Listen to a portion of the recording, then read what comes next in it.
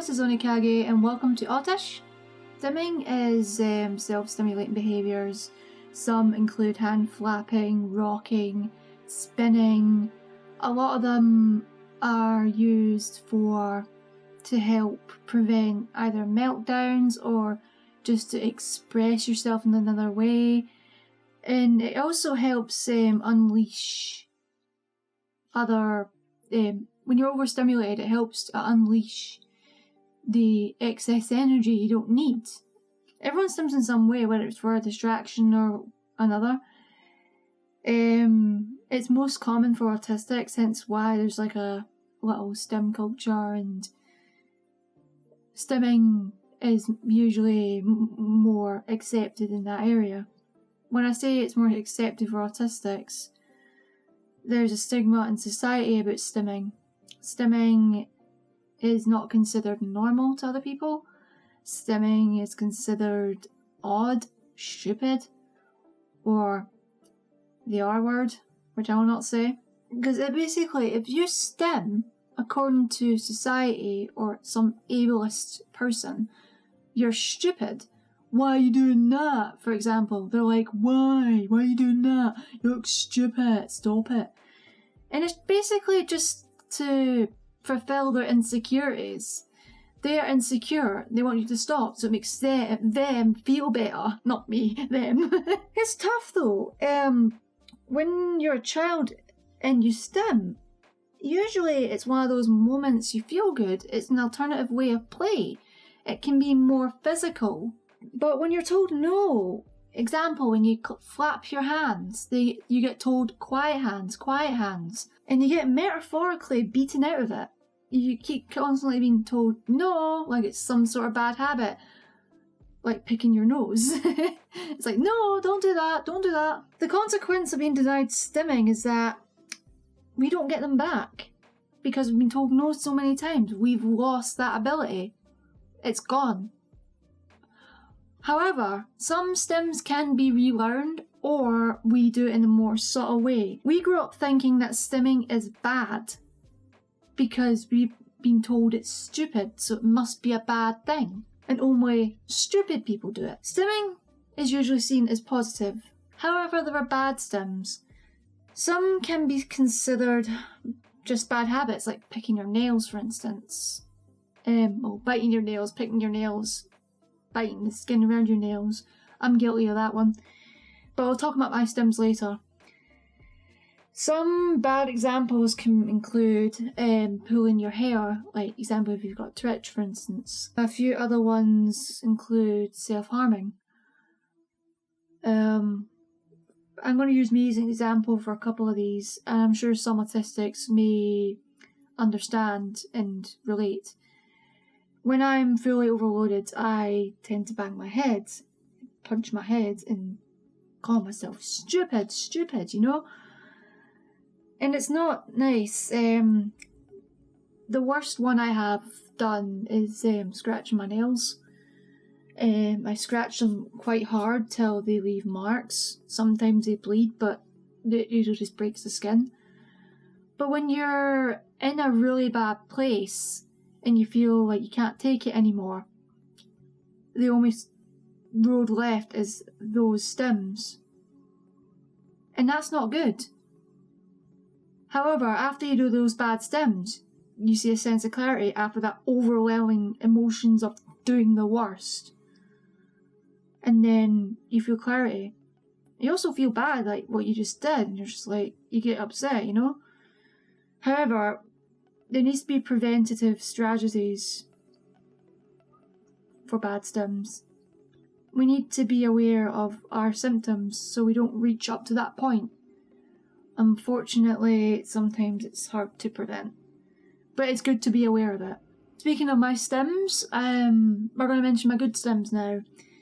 One of my stims is more subtle nowadays. It's one that I have been told no in my childhood, and it still has a stigma now. Oh, my head feels funny with that fake punching. It wouldn't even hurt. One example is to rock. I used to rock hardcore when I was a child, it was mainly when listening to music. You're like in your little zone, your place of comfort, your escape, and you're just in that zone and unleashing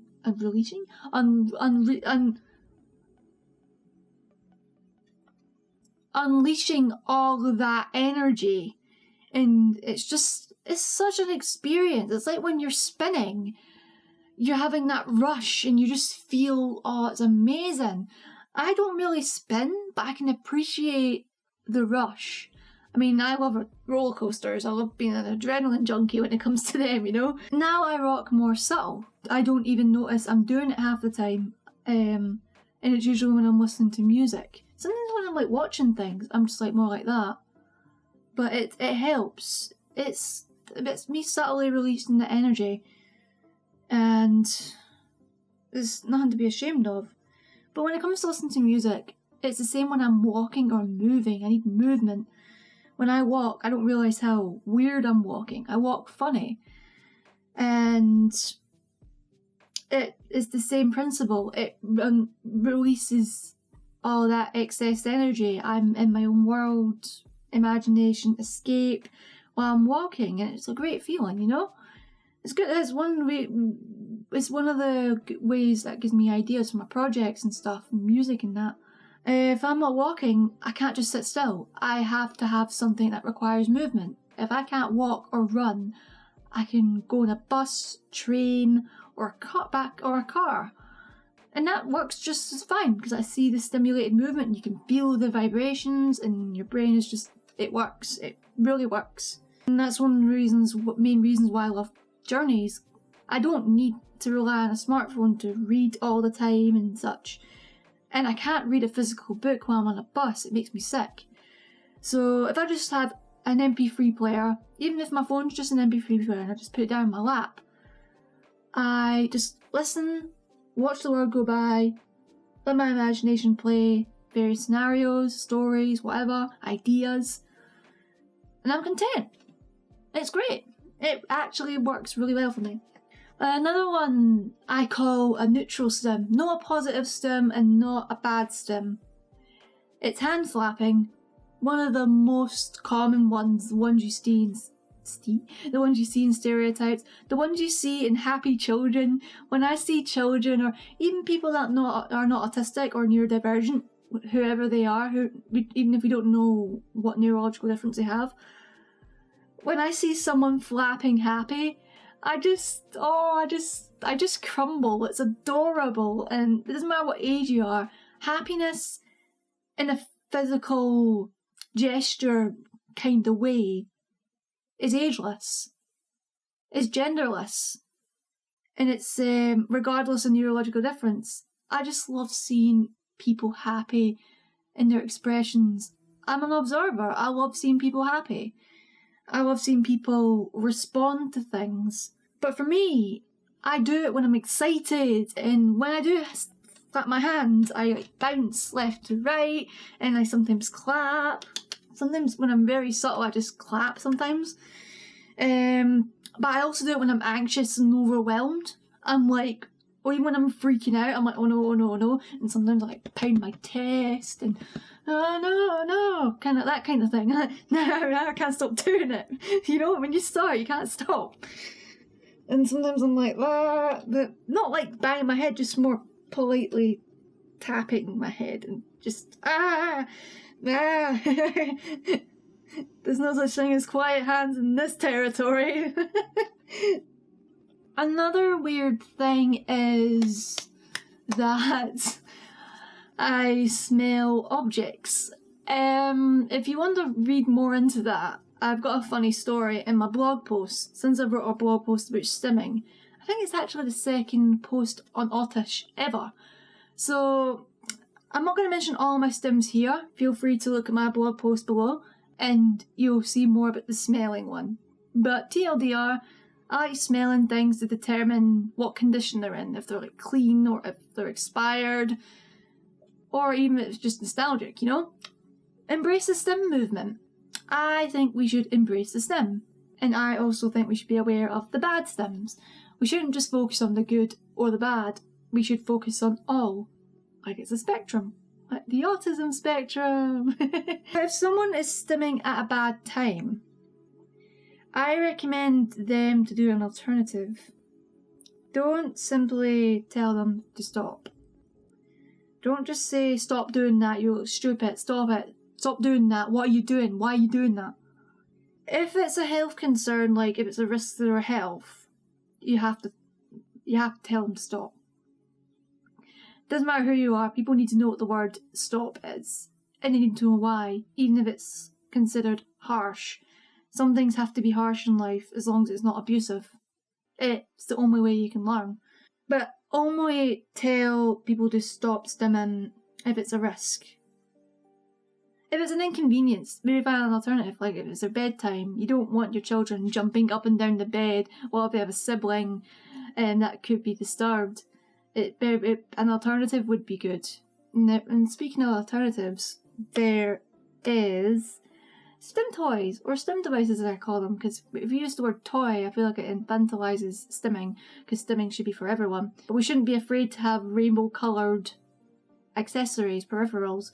There's like stim snap bracelets, which I don't have, fidget spinners, fidget cubes. I use one of my rings as a stim, a fidget device. I shouldn't really do that, you can't really see it. I use a badge. I need a chewy stim. We can get chewable necklaces for those who do nail biting things and such, and I am bad for that, and I would benefit a chewing necklace. Neurodivergent Rebel recently posted a post about receiving a chewing necklace, and I'll link that down below.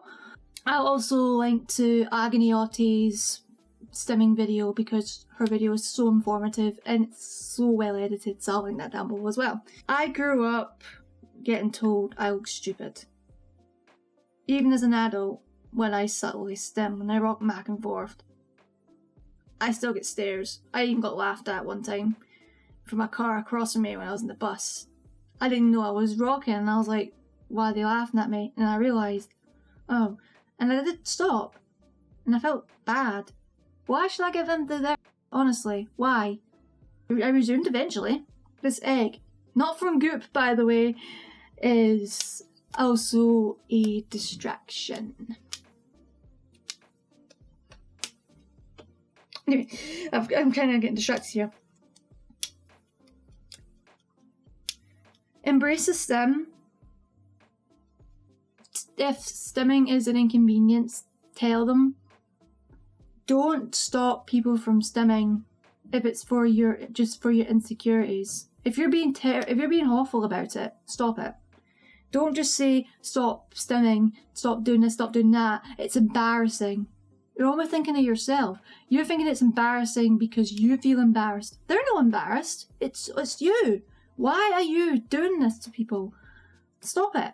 I've had this all my life. Stop doing that. It's embarrassing. No, they're embarrassed. And other people usually don't give a crap. So, why? All children need to learn alternative methods of play.